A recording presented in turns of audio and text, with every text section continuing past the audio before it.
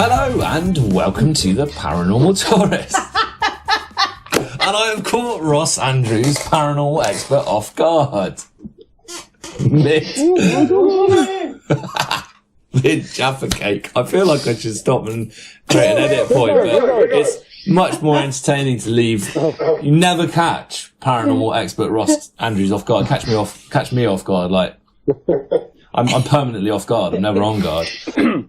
Jaffa Cake has now been successfully digested. You may now continue, Tom. Assimilation is complete. Sitting to my left, this is just currently a thing in the Zoom world. I'm not even going to continue to reference it. Sitting to my left, as ever, is Danny Magellan. Say hello, Danny. Hello, Danny. Every time. And sitting many, many, many miles, many days trek from us is paranormal expert. Now, having finished his Jaffa Cake, off-brand Jaffa Cake, Ross Andrews. I just called you off-brand Jaffa Cake, Ross Andrews. Hello from Jaffa. Good tidings. Good tidings. Here we are. I'm getting distracted by people walking past the window. We normally just at night, but it's daytime and there's things going on outside. So here we are. We're still in a lockdown and miles away from each other, but we're done with that. We know that's the thing. That's ongoing.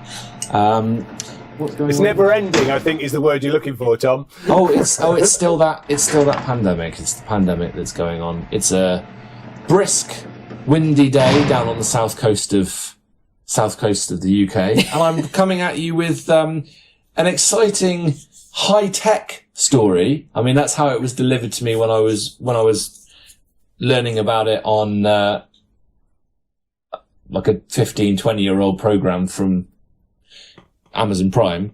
But this is the 2003 tale of Skeletor at Hampton Court Palace. Okay. Sorry, Skeletor, like He-Man? Yeah. Well, no. Skeletor. Yeah, from He-Man. You know. What was Skeletor doing at Hampton Court Palace? Well, you're about to find out. I mean, you're not. I mean, literally nobody knows, but...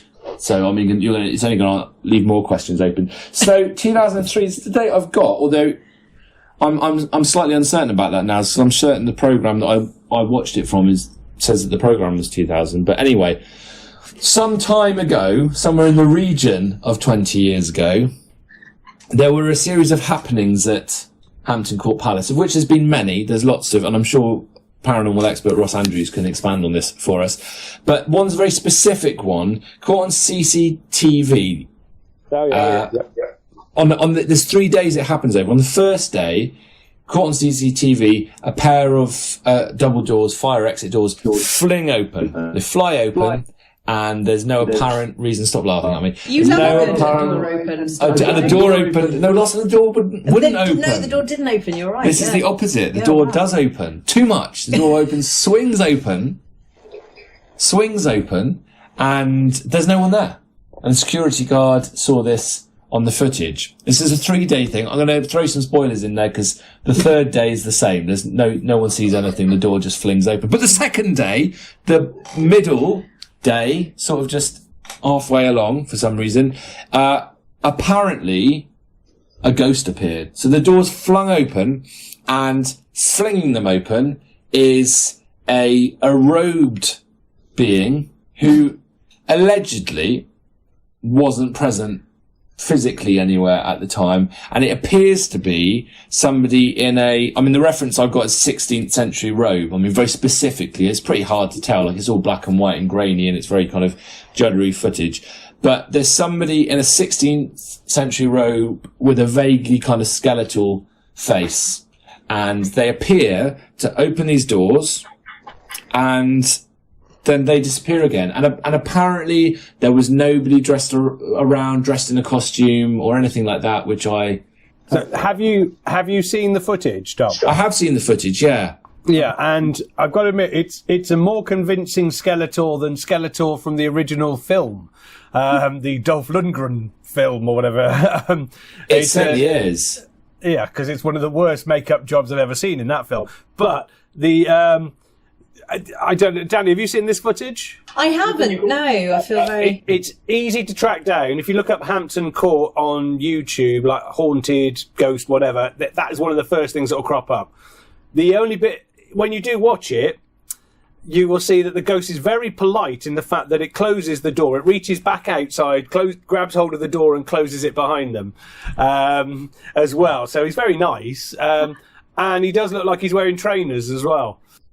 It's an interesting bit of footage. I mean, I can't honestly say that I'm not convinced that there's just somebody's just wearing a costume and they're doing a bit of a prank and nobody else saw it because that's the kind of story they went with. But I mean, if you're buying into it, it's an interesting. What I've heard from my inside source, Hampton Court sources, was that the doors were opening. It didn't make good enough footage, so we think somebody went and dressed up and did it. Okay. So this has come up before, hasn't it? Anyway. So the idea that it's maybe a real happening, but the real happening is not impressive enough, so they add something in. I think we spoke about something similar recently, didn't we? The Enfield haunting. So the young girl, and I can't, her name escapes me. Janet. Janet. She has all nice. She has kind of stuck to the story that stuff was going on, but that they were pressured to make more stuff go on. So some of it is fake, and she did make some of it up, but that they were sort of pressured to. And it came up about ghost hunting as well recently, didn't it? About going on a ghost vigil, and certainly like in reference to things, some of the popular TV programs where they go on and go. There's a lot of pressure for something to happen. Isn't there? Yeah, I mean, I've got. I'm just trying to word this in a way that I don't get sued. I have footage of particular psychics practicing what they're going to say when they go live on a well-known ghost show that did some live events. Should I put it that way? I don't know what you could possibly mean. But it was done in a way that it's like, well, what they're saying is real, if we say this is real. But what I mean is that just to make sure they had something that was broadcastable, they pre-recorded it, but as it was live, kind of pretending it was live and pretending that they were talking about a particular thing. Because, we've worked in television, we know it's very difficult to make an interesting, and certainly with the live shows, 2-hour show of something that isn't happening. and Paul Ross, who hosted... the host of the show in question is very, very good at talking about nothing for ages and making it interesting. So, I didn't mention the show there, so we're okay. Yeah, I actually attended a show, of which I will not mention the name for similar, I can't afford to be sued reasons. And my mum, Naked Nana, was there. Naked Nana. Fully clothed, obviously. But we went to a live event of a certain thing, and some kids broke into the location we were at and tripped over some wires, which meant all power cut, but it meant that when people were watching on TV, all the power cut. And then they found out that's what happened. But then when we came home and watched the programme, when it came back, they were like, we don't know why it happened. And I was like, well, I mean, we did know why it happened. But we signed to say we wouldn't say anything, so... Yeah, I could go on for hours about fake psychics and ghost shows. The fact that pretty much 90% of what you see on screen is just not real, but it's there for entertainment purposes, and that's why they have to put "this is for entertainment purposes" at the start of each show as well. Yeah. But the core of the show itself is technically real, if that makes sense. Yeah. I don't know how we got onto that. So I was talking about fake footage, wasn't it? So watch the footage. Watch the footage. I'm not saying it is fake, but there is very much a rumour in the ghost hunting world of even like why they did it and who did it and so on. But the actual doors opening yeah, that is a real paranormal occurrence, because they do sort of, when you see it, you'll see they fly open. It's not just sort of like casually just a door, maybe somehow coming off a catch or something like that. And it's a fire exit door as well. It's a push one. It's not something that is specifically designed to make sure it doesn't open.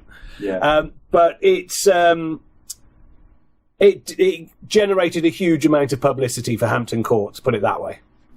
I do feel like, ironic, it would be less impressive, but slightly more believable without the presence of the Skeletor. Yeah, it figure. almost does. It gets to a point where it does ruin it, doesn't it? Maybe for our future video episodes, yeah, we should put on the beginning of ours. This is specifically not for entertainment.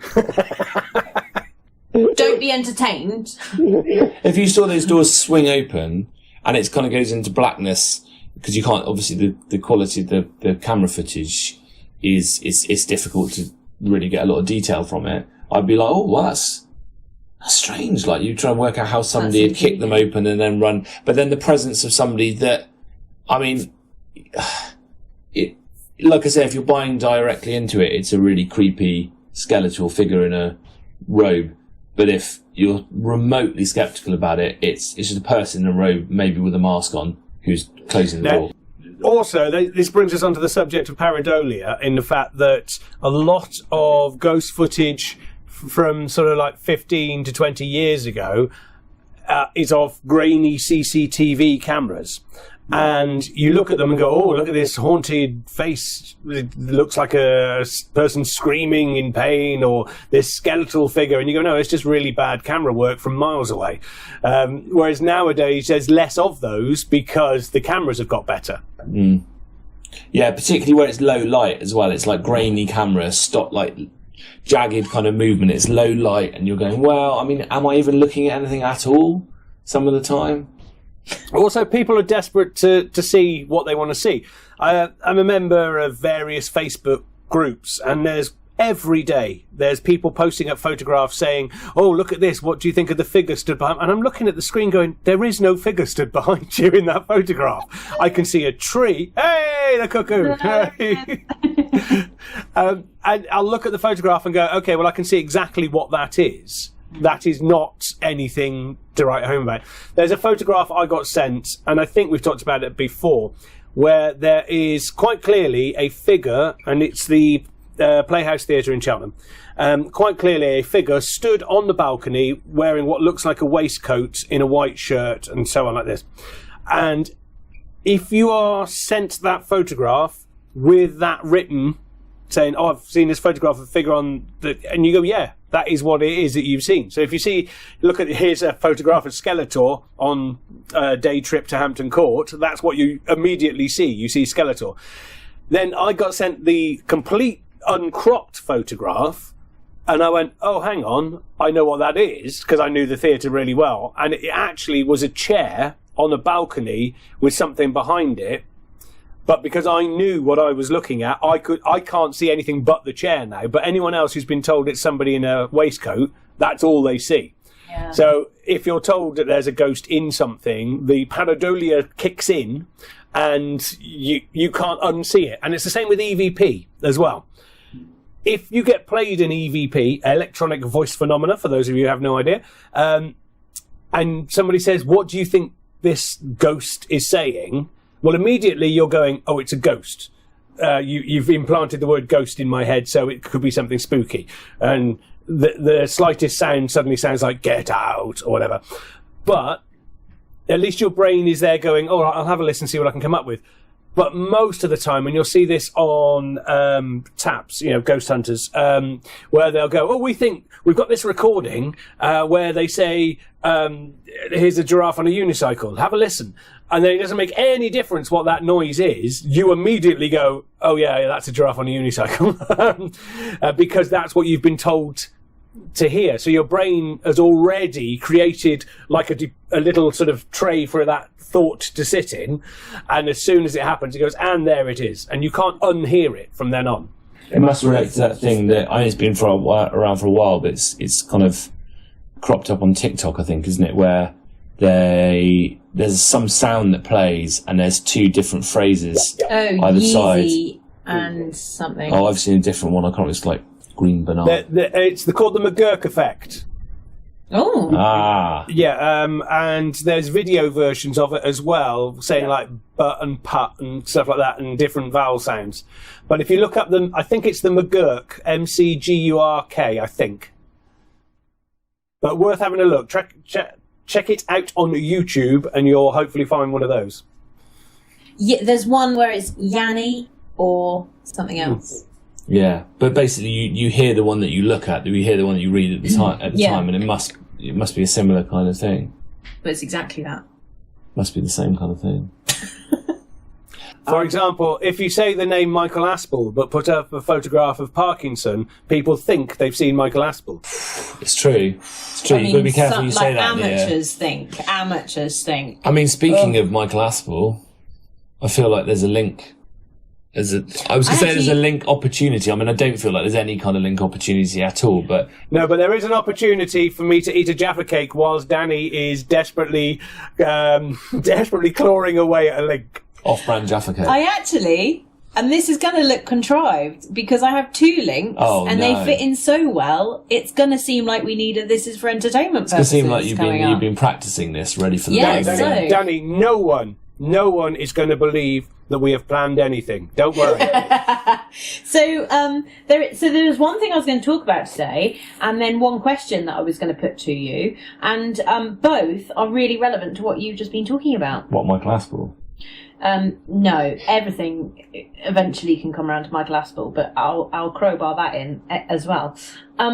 So we looked at, now this might be coincidental timing, and I'm sure that Ross will be able to tell us that actually it's our brains doing it because we think that something should happen. But we showed the book, and people have heard us talk about the book so many times now, but the book that I own and inherited, and that there was some spooky goings on the one and only time I've opened it. And we showed it on our 50th anniversary episode, which was filmed, like a few weeks ago? And still available to watch, and will always be available to watch on our YouTube channel, if you're listening to this on Spotify or wherever you're listening to. Yes. You will remember that we showed it, but we didn't open it, although we did talk about maybe getting someone to investigate it, which I would still like to do. However, since then, there's been a few things happening around the house, which Ross can probably explain away. So things like the bin keeps opening, which is quite annoying, but it's one of those you have to click it to open it, if you see what I mean. Click it to open. And it keeps just opening on its own, but without making any noise. So is it a spring-loaded top to it? Yeah. Is that spring-loaded top? Yeah. So, okay. And we keep getting a sense that there's someone upstairs when we're up there. So if one of us is up there, we'll be like, oh, you're right, do you need something? And the other isn't actually up there, but it feels like, oh, my pen's gone. We'll feel like there's someone up there. And then the third thing that we've noticed is Tom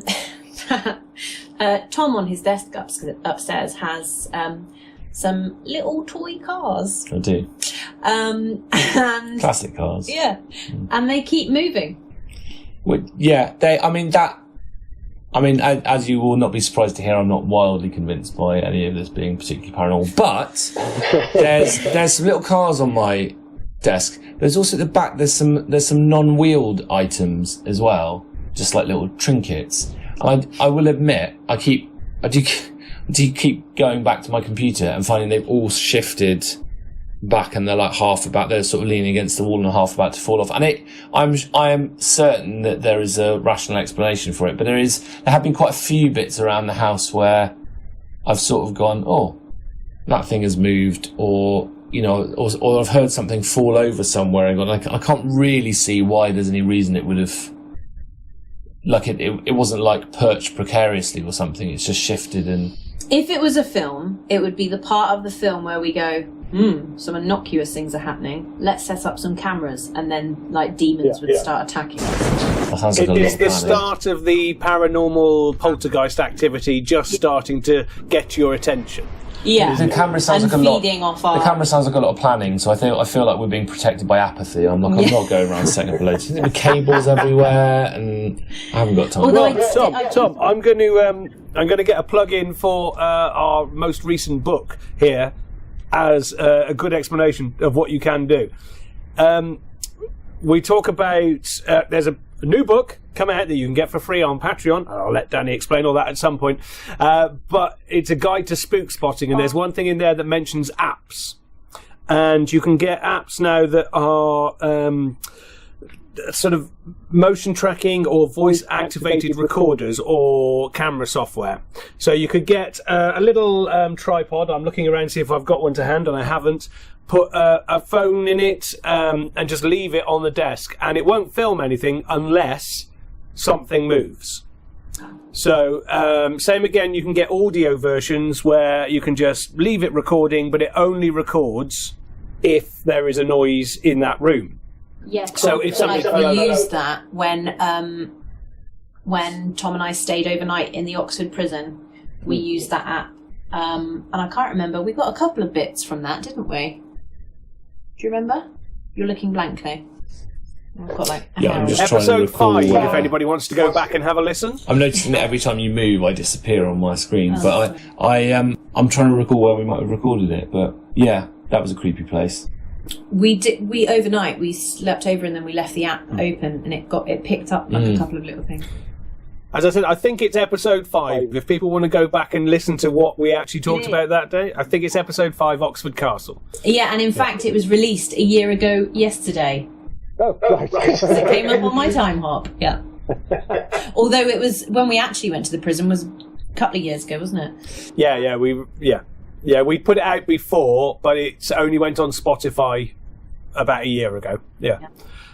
So those apps, there's a lot of apps out there that are completely useless. There's, I don't want to slag any off for the sole reason that we'll get sued, but the only ones I found that are any use at all are things to record with. Now, one thing I will say to people: if you can turn your the actual data off, so you're not using the internet, it's not sort of pinging out a signal or anything like that. You're only really using that phone as a camera or a recorder. And we do this when we're doing ghost hunts in various places as well. We get people to turn their phones off. Because you say, have you got a torch? They'll go, yeah. Have you got a camera? Yeah, have you got and then you go, oh, you mean you've got a phone? And you go, right, they interfere with equipment, but also it's thought that when phone towers go up in places, the ghost sightings go down as well. So it's thought it possibly interferes. If you want to interfere with a ghost, then turn your phones on. So if you're using a phone to do that, make sure you've turned off all the actual your Wi-Fi settings, everything like that. So it's like airplane mode or whatever they call it. So, but there are a couple of apps. I'm trying to think of how to say this without being sued.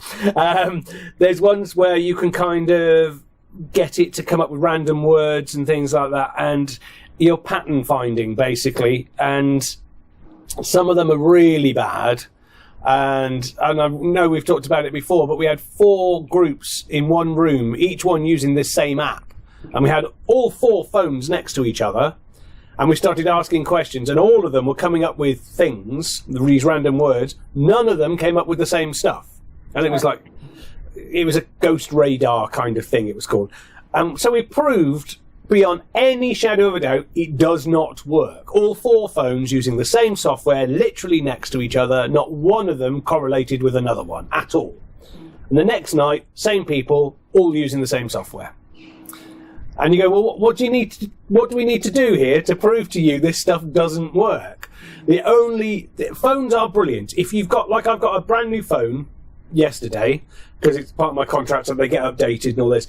But the old phones, I've got 2 old phones, and we use those for filming on.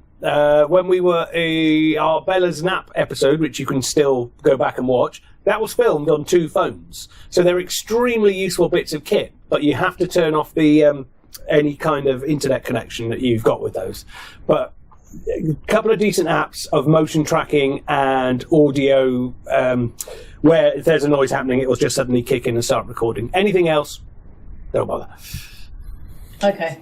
Maybe we'll try that then and report back. But you can set up a camera on your desk. Now, when you said about cars moving... Yeah. Now, is this in your vision, or you've come back and they're not where they were before? I saw one move as I walked in the room. It just sort of rolled. Yeah, you did, yeah. Generally, I find that I come in and they've moved about. Yeah. Now, going to Danny's, did you open the door, or was the door open? Door was open. Okay, because that's another one as well, that people, they walk into a room and they see poltergeist activity, and so often I've said, right, you walked into a room, did you open the door? And they go, yeah, and then you have to say, are there any windows open or anything? Did you create a through draft which suddenly knocks something off of a shelf and so on like that? And people don't take that into account, because the way your brain works on the fight and flight response is when you see something move, you immediately look at it to see if it's a danger. You're not looking around the rest of the room to even see if there's somebody else in the room. You're going, what was that just moved? And people forget what they did that could have caused that movement. So, for example, if they created a draft and a pillow was just fallen off that was precariously poised to start with, but it's the act of the opening of the door that caused the thing to fall over, their brain has gone, well, forget that, because I'm more worried about the immediate danger of the actual thing that's moving.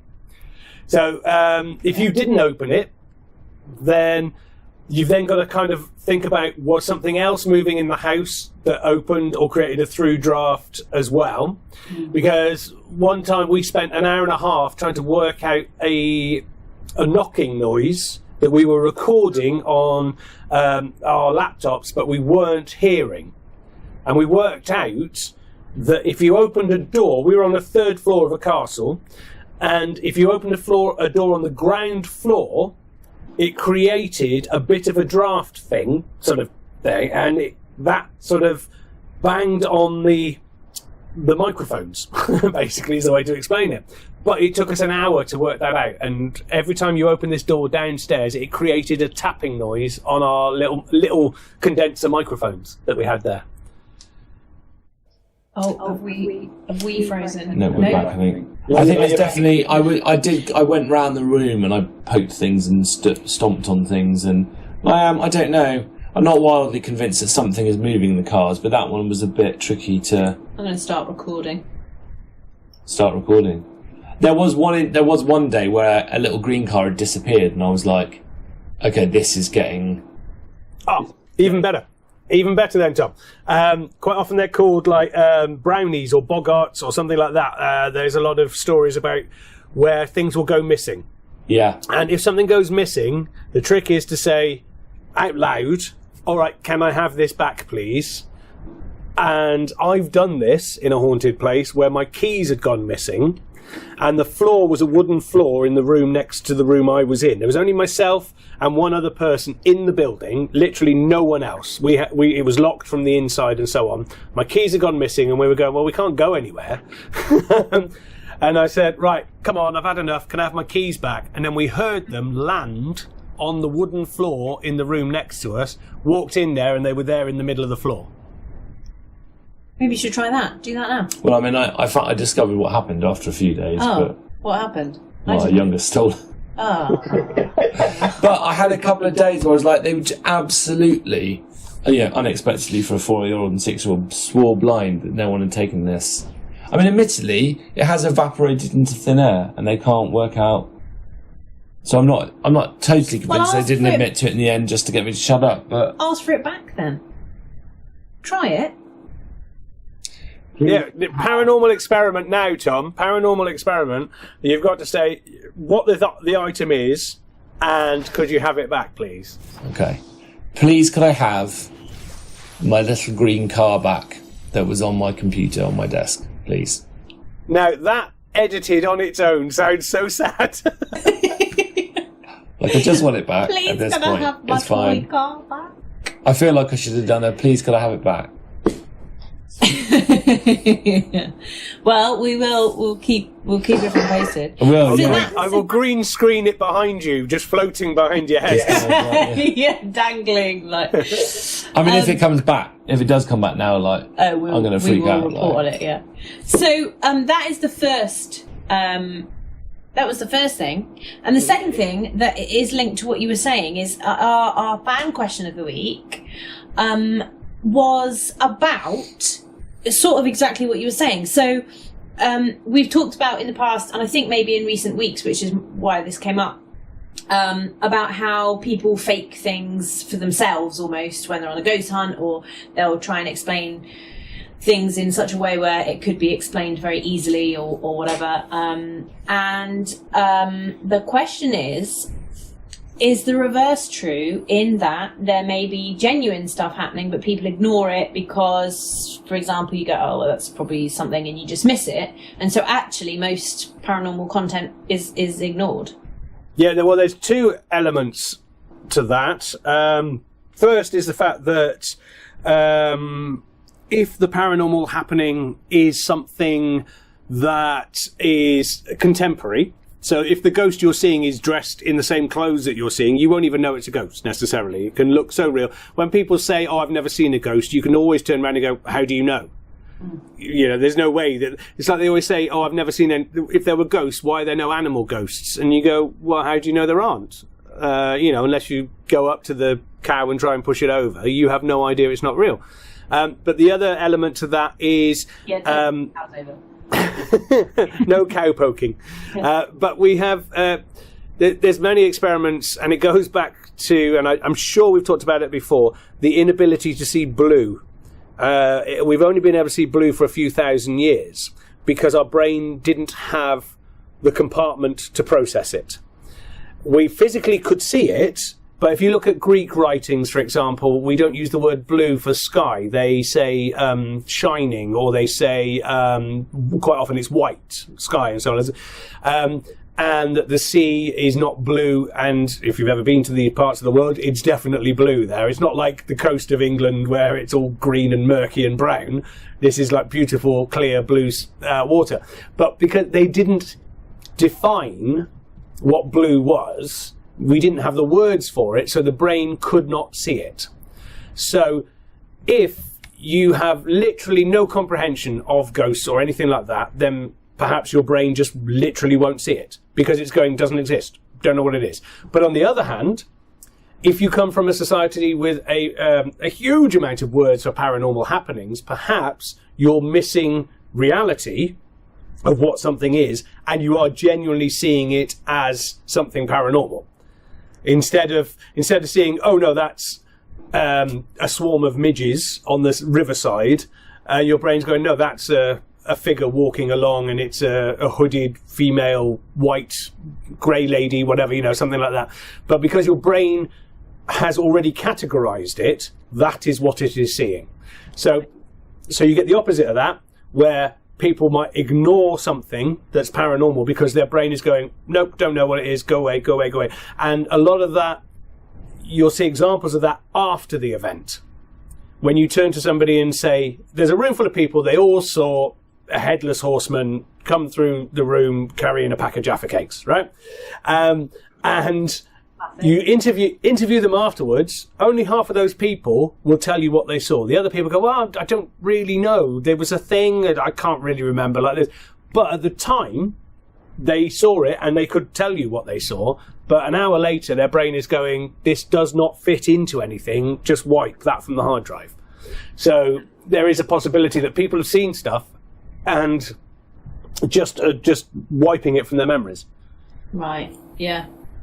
Yeah, I would say, because I know a lot of real sceptical people who would explain it. Like my dad, for instance, if something happened like in his flat that couldn't be explained, he would just explain it in he'd be like, oh, well, maybe there's this or maybe there's that. So there's definitely...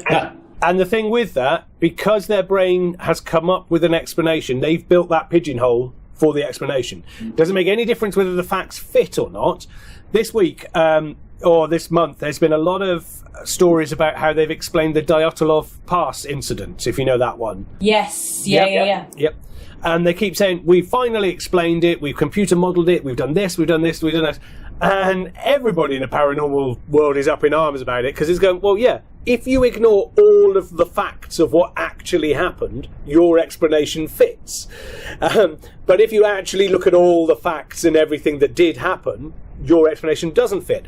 But because there's now an explanation, people will now try and get the facts and crowbar them into that and ignore everything else.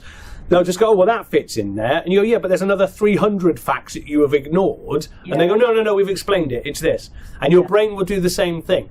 If you're extremely skeptical, and the opposite, if you're a complete believer, whatever happens, your brain will go, oh, it has to fit into this box. If it doesn't, I will ignore it and delete it from the hard drive.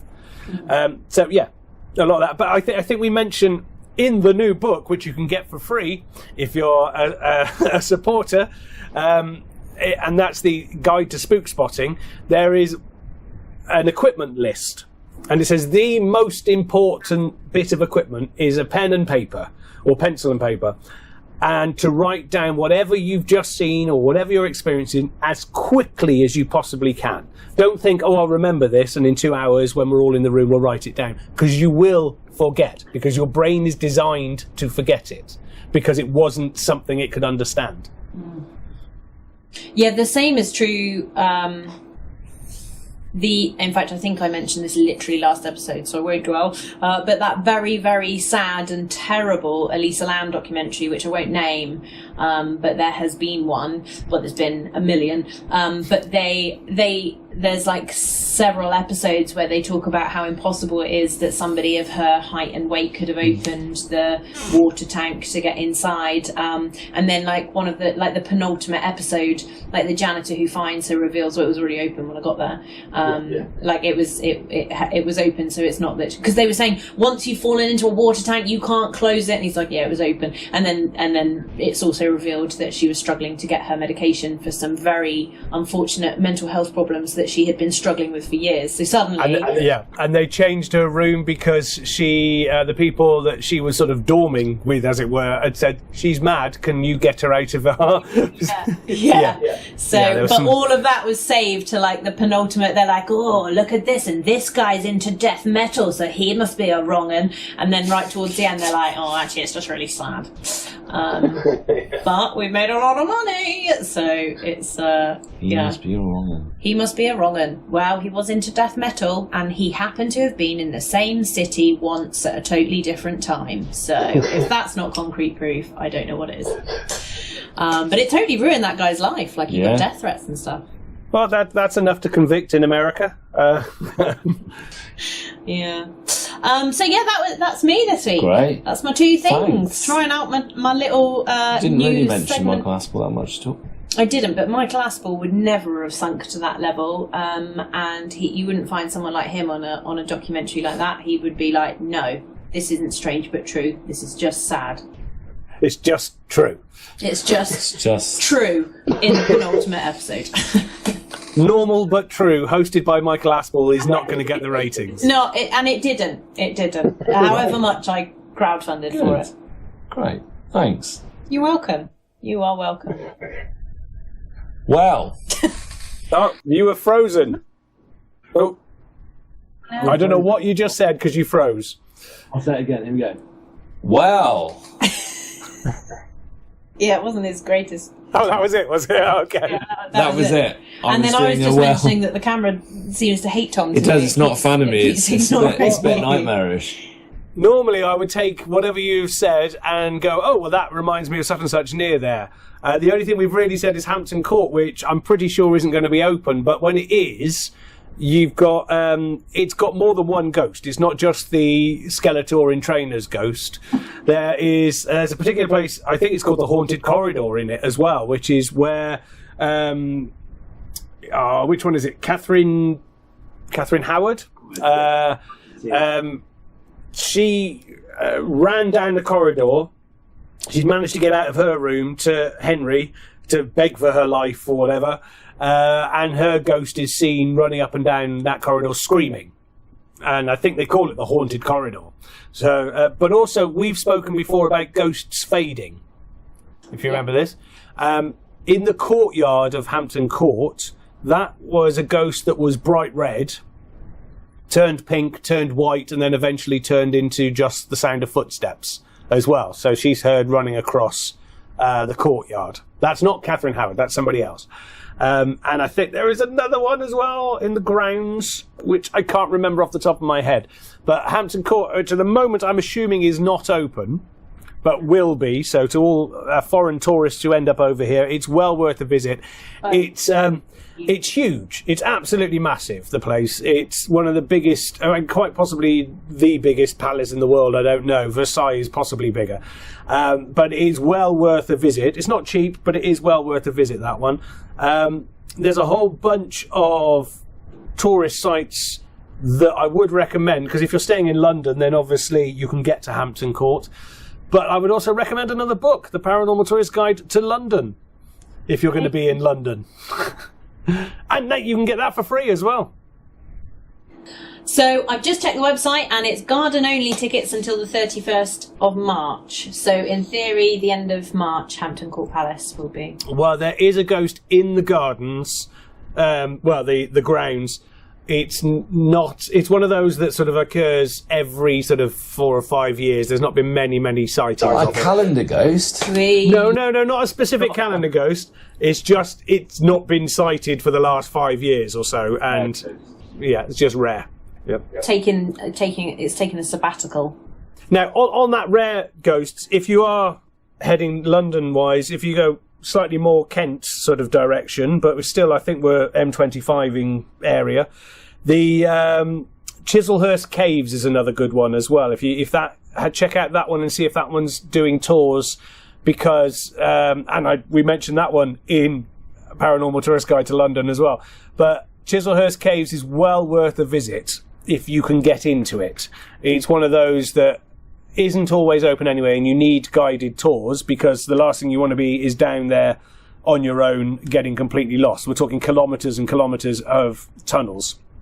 And people have died in the tunnels, lost overnight. Whilst on a ghost hunt, in fact. I think it was a vicar ended up dead overnight. There's a story there of a policeman who was challenged to stay there overnight. And there used to be a challenge to stay in there on your own overnight, and they've stopped doing it now, partly because of people being injured. But this policeman, he ended up doing a carving on the wall inside the cave. And when they asked him why he did this, he said because he concentrated on staring at the wall, so he didn't have to turn around and see the thing that was making all the noises behind him. I feel like I've seen a video of this, a documentary about this. Have you? Yeah. Well, I'm going to be looking one up as soon as we finish. It's a fascinating place, and at one point it was a nightclub. People like David Bowie and people like that played there and did gigs down there. And there might be an episode, possibly of something like Most Haunted or Ghost Chasers, I can't remember. But there's a lot of information out there, including in the Paranormal Tourist Guide to London, Book 1. So there's a couple of tourist spots for you to go to, but at the moment it's very difficult. Obviously, it's very difficult putting out a tourist podcast in the middle of a pandemic in the worst affected country in the world, because you can't really go anywhere. And in Wales, last week, a bunch of ghost hunters were fined and arrested for trying to visit a haunted castle. So please make sure you've checked that wherever you're going, you are allowed to get to, which is why I don't mind so much. And on the podcast, we've also been telling people about places that will be open again at some point.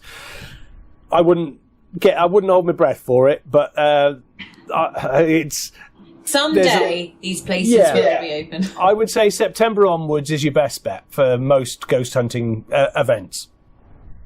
Yes, and we will keep you posted on ours. Yeah, see if my little green car comes back. Yeah, I'm very excited about that. Fingers crossed, I'm going to go and check in a second. Yeah. See if it's there. Also, before I hand over to you to, I don't know, whatever you do. Whatever it is. We have our very first Patreon shout out. Hey. Is that the? There we go. Is that the sound effect? We're back. Oh, we're back. Oh, it was so exciting. That is the sound effect I'm choosing, yeah. That's the sound effect you're choosing. Hey. So this means you've sorted it all out then, Danny? Yes, I finally worked out how for us not to come across as American.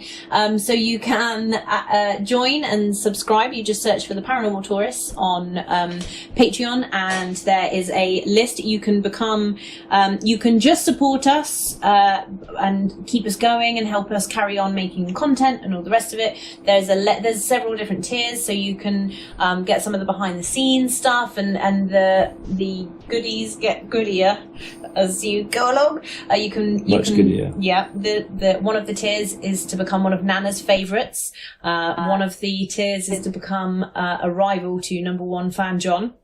Although he has now demanded his some sort of merch to identify the real John. The real John, yeah. Which is fair. We will sort that. Johns. Yeah, from all the pretender Johns out there. But we have we announced it on Facebook and Twitter last week, and we have our very first Patreon. So I would like to say a huge shout out to a Mr. Tom Black. Thank you very much. Hello, Tom Black. Also, he has been a follower and fan of the show for a while, and we very much appreciate you. As part of his shout out, he is part of TheatrePhonic, which is an audio play podcast, which I can hugely recommend. They, and not just because I've been in a couple of them, but they produce on a bi-weekly basis. They provide audio dramas of a whole variety of genres, but there's some incredibly funny ones, incredibly touching ones, and they also have a Patreon, so check them out, have a listen, and yeah, that is that. But I will put some links to them in our posts. Or we could put them here, maybe. Or what I could do is now green screen in a piano of you doing that. And there's the theme tune playing this week. Making its way in. From outside, across the studio. I've screwed it. It's gone. So thank you very much to Tom. Thank you very much to Tom Black. And speaking of music and imaginary pianos, can I hear across our 200 mile sized studio outside where we're recording in, can I hear the dulcet tones of Frankenstein's lobstering away? Yeah, I've just realised I don't have a ukulele near me. The acoustic version was so good. Yeah, so yes, they are playing in the background now. Paranormal Tourists Unplugged. Which is what the demands we're going to get if we carry on. So I think all that is left to say is goodbye.